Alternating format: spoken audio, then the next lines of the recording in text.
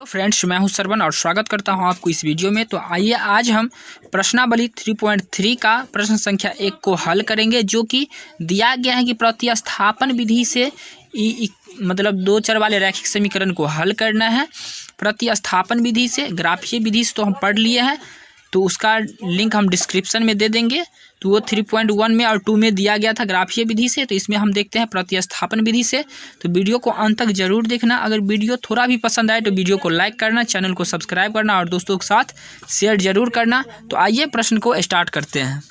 तो पहला प्रश्न है इसमें कि x + y = 14 और x - y = 4। तो इसको मान लेते हैं x + y = 14, इसको इक्वेशन 1, और x - y = 4 है, तो इसको हम मान लेते हैं इक्वेशन 2। अब लिखते हैं कि समीकरण 1 से, तो समीकरण 1 से क्या हो जाएगा बाबू, x बराबर हो जाएगा 14 और माइनस में y, समीकरण 3 हो गया। x का कुछ वैल्यू निकल गया, तो यहाँ इसका वैल्यू हम समीकरण 2 में पुट कर देंगे। प्रतिस्थापन का मतलब ये होता है कि किसी एक चर का मान निकाल के दूसरे समीकरण में पुट कर देना। तो पहले हम एक का निकाल लिए हैं, यहाँ पे x का निकाल लिए हैं, और इससे y का हम निकाल लेंगे। तो यहाँ पे लिखते हैं कि x का मान समीकरण 2 में रखने पर तो समीकरण 2 है x - y = 4। तो यहाँ हो जाएगा बाबू, x का वैल्यू कितना पुट करना है, तो यहाँ x के जगह पे 14 और माइनस में 4 y पुट करेंगे, ये -y = 14। तो यहाँ पे हो जाएगा 14 और -2y बराबर कितना हो जाएगा, इस समीकरण 2 में 4 है, यहाँ पे 14 नहीं है, तो 4 यहाँ पे हो जाएगा, -2y बराबर हो जाएगा 4 और माइनस का 14। तो यहाँ हो जाएगा माइनस का 2y बराबर माइनस का 10, और ये माइनस माइनस कैंसिल, और यहाँ से ये हो जाएगा y बराबर 10/2 बराबर 5। y का वैल्यू कितना निकला बाबू, 5 निकला। इसका हम मान समीकरण 3 में रख देते हैं। तो y का मान लिखते हैं, y का मान समीकरण 3 में रखने पर तो समीकरण 3 कितना है, तो समीकरण 3 इसमें निकला है कि x बराबर 14 और माइनस y।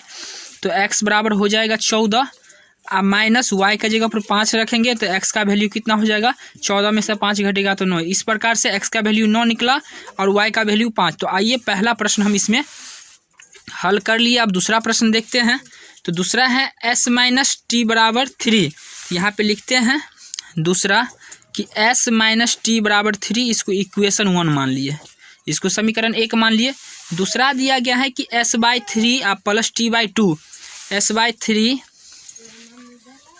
+ t/2 बराबर दिया गया है 6, ये 6 दिया गया है। तो अब इसको हम लिख सकते हैं, इसको थोड़ा सिंप्लीफाई कर लेते हैं। तो यहाँ पे एलसीएम लेंगे, यहाँ पे क्रॉस मल्टीप्लिकेशन कर देते हैं, 2s प्लस का 3t, और ये 6 इधर भाग में है, इधर आएगा तो गुना में, तो बराबर में 36 हो जाएगा। इसको हम समीकरण 2 मान लेते हैं।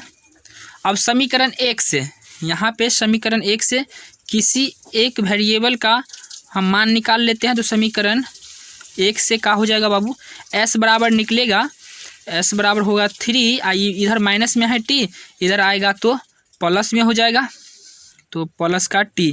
ये समीकरण 3 मान लेते हैं। ये s का एक वैल्यू निकल गया कि 3 + t। तो यहाँ पे s का मान लिखते हैं, s का मान समीकरण 2 में रखने पर, तो s का मान हम समीकरण 2 में रख देते हैं। तो s कहाँ है, तो समीकरण 2 निकला है 2s प्लस में 3t बराबर 36। तो यहाँ हो जाएगा s का वैल्यू कितना रखना है, 2 × s का value 3 plus t plus 3t बराबर में 36। तो यहाँ हो जाएगा बाबू 3 दूनी 6 प्लस में 2t प्लस में 3t बराबर में 36। यहाँ हो जाएगा 3 दूनी 5t, ये 36 इधर है, इधर ही 6 इधर आएगा तो माइनस में, तो 36 में से 6 घटेगा तो 30। तो यहाँ t का वैल्यू निकला 30, ये 5 गुना में है, इधर आएगा तो भाग में, तो t का वैल्यू यहाँ से 6 प्राप्त हमको हो गया। अब इसी t का वैल्यू हम समीकरण 3 में पुट कर देते हैं। तो यहाँ पे लिखते हैं कि टी का मान समीकरण 3 में रखने पर, समीकरण 3 में, तो टी का मान समीकरण 3 है, कितना है, s बराबर टी आप प्लस 3, तो s बराबर क्या हो जाएगा 3, आप प्लस टी का मान कितना निकला है 6, तो s का मान कितना निकल गया 9। इस प्रकार से हम लिख सकते हैं कि इस प्रकार s का मान कितना निकला 9 और t का मान कितना निकला है 6। तो हम दूसरा प्रश्न भी देख लिए हैं, ये प्रश्न हम देख लिए, दूसरा भी बना लिए हैं। अब थोड़ा तीसरा देख लेते हैं। तो तीसरा बोलता है कि तीसरा में है कि 3x माइनस वाई बराबर 3, इसको समीकरण 1 माने, और 9x माइनस में 3y बराबर कितना है 9 है बाबू, 9 है, इसको समीकरण 2 माने। तो इस समीकरण 1 से लेते हैं, समीकरण 1 से, तो समीकरण 1 से x का वैल्यू कितना हो जाएगा, x का वैल्यू हो जाएगा 3 है, तो 3, ये y इधर है माइनस में, इधर आएगा तो प्लस में, और ये 3 यहाँ गुना में है, इधर आ जाएगा तो यहाँ आ जाएगा भाग में, तो ये 3 भाग में आ गया, इसको हम समीकरण 3 मान लेते हैं। अब x का मान समीकरण 2 में रखने पर, तो समीकरण 2 कितना है में रखने पर, तो समीकरण 2 कितना है बाबू 9x माइनस में 3y बराबर 9। तो यहाँ पे x का वैल्यू कितना रखना है बाबू, तो x का वैल्यू रखना है 3x प्लस y बट्टा में 3 है, अब प्लस माइनस का 3y बराबर 9, तो 3 तिया 9 कटेगा, तो यहाँ हो जाएगा, इसको गुना करेंगे तो 3 तिया 9x आप प्लस का हो जाएगा 3y, और यहाँ माइनस का 3y बराबर में 9, तो यहाँ प्लस का माइनस का कैंसिल हो जाएगा, यहाँ 3 तिया 9 हैं, यहाँ x नहीं लगा था बाबू, यहाँ पे x हम गलत से लगा दिए, तो यहाँ पे निकल के आया 9 बराबर 9। इसका मतलब है कि दोनों वेरिएबल एक ही बार में हट गया, दोनों वेरिएबल कट गया, तो यहाँ पे हम लिख सकते हैं कि इसका कथन ये हुआ कि y का सभी मान सत्य हैं, x का कोई भी मान हो सकता है, x का कोई भी मान हो सकता है। तो इसको हम लिख देते हैं, यह कथन y के सभी मानों के लिए सत्य हैं। इस प्रकार से हम कह सकते हैं कि x का कोई भी मान हो सकता है, x का कोई भी मान हो सकता है, अर्थात हम ये भी बोल सकते हैं कि अपरिमित रूप से अनेक हल होंगे, अपरिमित रूप से अनेक हल होंगे, अनेक हल। प्रश्न 3 भी हम देख लिए, 3 भी बन गया। चौथा हम देख लेते हैं। तो दिया गया है 0.2x प्लस 0.3y बराबर 13।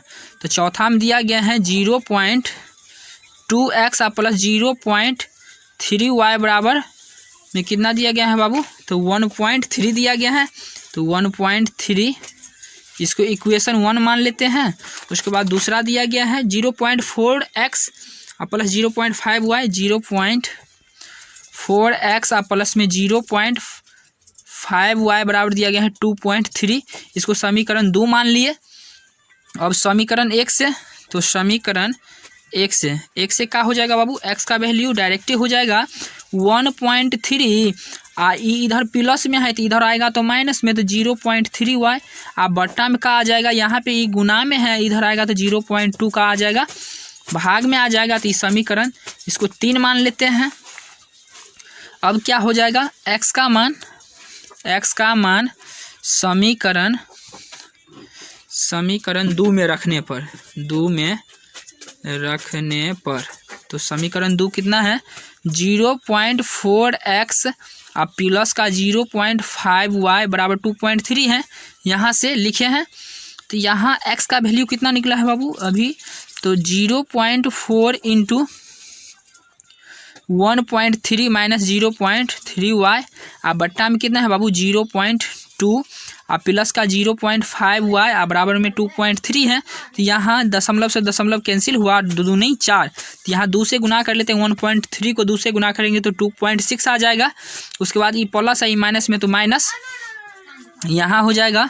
0.3 को हम गुना करेंगे 2 से तो हो जाएगा 0.6y प्लस का 0.5y बराबर 2.3, तो यहाँ होगा इसका मान,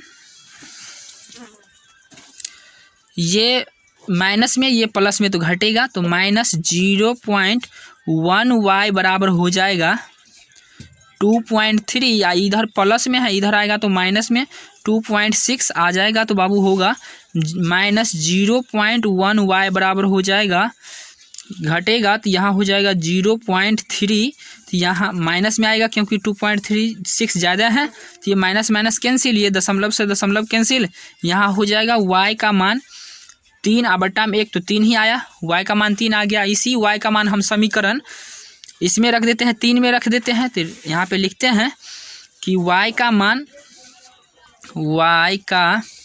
मान समीकरण 3 में रखने पर, तो समीकरण 3 में हम रख रहे हैं, तो समीकरण 3 है कितना है, तो x बराबर 1.3 और माइनस में 0.3y और बटा में 0.2 है, तो y का मान कितना निकला है, अभी 3 निकला है, तो यहाँ पे 3 रख देते हैं, तो 1.3 माइनस 0.3 और गुने y का वैल्यू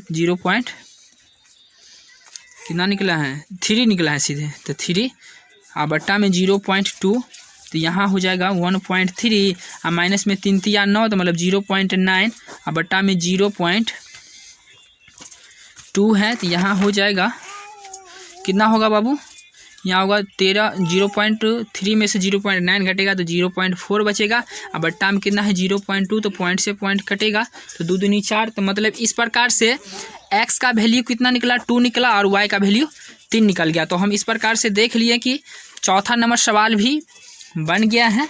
अब देख लेते हैं 5 नंबर, तो 5 नंबर सवाल है, 5 नंबर क्या है बाबू कि √2x और प्लस में √3y बराबर 0 है, इसको हम समीकरण 1 मान लिए, और √3x और माइनस में √8y बराबर 0 है, इसको समीकरण 2 माने।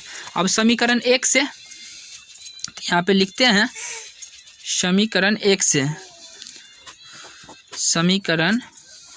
समीकरण 1 से क्या हो जाएगा, x का वैल्यू, तो x का वैल्यू होगा, ये प्लस में है, √3y इधर आएगा तो माइनस में √3y, और ये √2 गुना में है, इधर आएगा तो √2 भाग में आ जाएगा, इसको समीकरण 3 मान लिए। अब लिखते हैं कि x का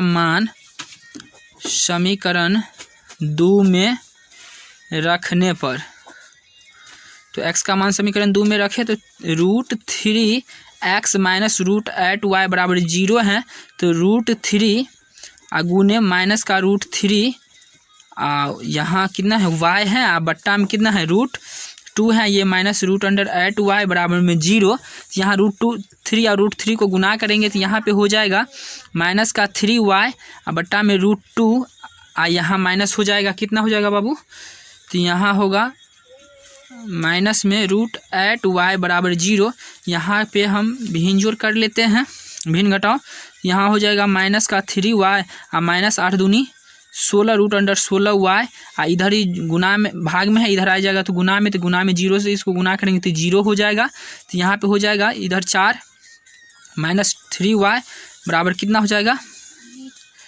ये माइनस 4y बराबर में 0, तो माइनस 7y बराबर में 0, और y का वैल्यू 0 बट्टा -7 बराबर हो जाएगा 0। y का मान 0 आया, तो इसी का मान हम समीकरण किस में रख देते हैं, समीकरण 3 में रख देंगे, तो इससे x का मान निकल जाएगा। तो यहाँ पे हम लिखते हैं कि y का मान समीकरण 3 में रखने पर, तो समीकरण 3 है, x बराबर माइनस √3y बट्टा में √2, तो √3 माइनस 3 गुने 0 बट्टा में √2, तो यहाँ हो जाएगा ऊपर में 0 बट्टा में √2 तो बराबर 0। मतलब इस प्रकार से क्वेश्चन नंबर 5 का आंसर आया, x का वैल्यू भी 0 आ गया और y का वैल्यू भी 0 आ गया। 5 नंबर भी देख लिए। आप प्रश्न संख्या 6 देखते हैं, ये लास्ट प्रश्न है पहला के लिए। तो यहाँ पे दिया गया है 3x, यहाँ पे दिया गया है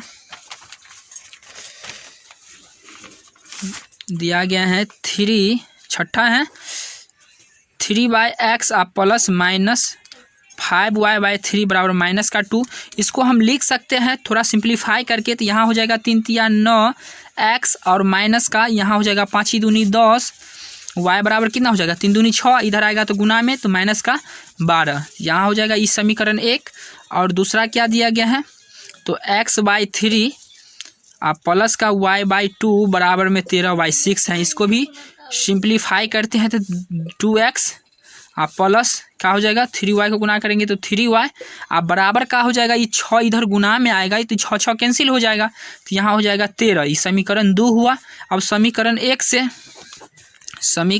से क्या हो जाएगा x का वैल्यू बाबू, तो समीकरण 1 से हो जाएगा x का वैल्यू माइनस का 12 और ये माइनस में है इधर आएगा तो प्लस में 10y और ये गुना में है 9 इधर आएगा तो भाग में। इस समीकरण 3 हो गया। तो यहाँ पे लिखते हैं कि x का मान समीकरण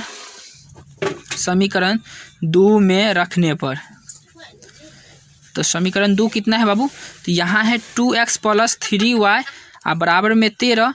x के जगह पर कितना रखें ये कर लेते हैं माइनस का 2 और माइनस का 12 और प्लस का 10y और बट्टा में 9 है तो 9 और यहाँ हो जाएगा प्लस का 3y और बराबर में 13। तो यहाँ होगा कितना हो जाएगा बाबू, ये हो जाएगा 12 दूनी 24 माइनस 24 आप प्लस 10 दूनी 20y आई हो जाएगा कितना हो जाएगा 9 तिया 27y बराबर हो जाएगा 9 से 13 गुना करेंगे तो 13 नमा 117 हो जाएगा। यहाँ हो जाएगा ये y दोनों प्लस में है तो 20 और 27 को जोड़ेंगे तो 47 y बराबर हो जाएगा 117 आई प्लस का हो जाएगा 24 इधर माइनस में है तो इधर हो जाएगा 47 y बराबर 7 4 11 3 1 4 1 तो 141। तो y बराबर कितना हो जाएगा 141 बट्टा में 47 से भाग देंगे तो 3 बार में कट जाएगा। इस प्रकार से y का वैल्यू कितना निकला 3 और इसी का मान हम समीकरण 3 में रख देते हैं। तो y का मान समीकरण 3 में रखने पर तो समीकरण 3 बाबू कितना है तो ये है x बराबर माइनस का 12 प्लस 10y अब बट्टा में कितना है 9 है तो यहाँ हो जाएगा माइनस का 12 प्लस 10 और गुने 3 और बट्टा में 9 तो यहाँ हो जाएगा माइनस का 12 और प्लस में 10 तिया 30 और बट्टा में 9 तो यहाँ हो जाएगा 30 में से 12 घटेगा तो 18 बट्टा 9 बराबर 2। तो यहाँ पे x का वैल्यू 2 निकला और y का वैल्यू 3। तो इस प्रकार से हम प्रश्न संख्या 1 को हल किए। मैं उम्मीद करता हूँ कि ये प्रश्न आप समझ गए होंगे। अगर वीडियो थोड़ा भी पसंद आए तो वीडियो को लाइक करना, चैनल को सब्सक्राइब करना और दोस्तों के साथ शेयर करना। फिर मिलते हैं आपको नेक्स्ट वीडियो में, तब तक के लिए धन्यवाद।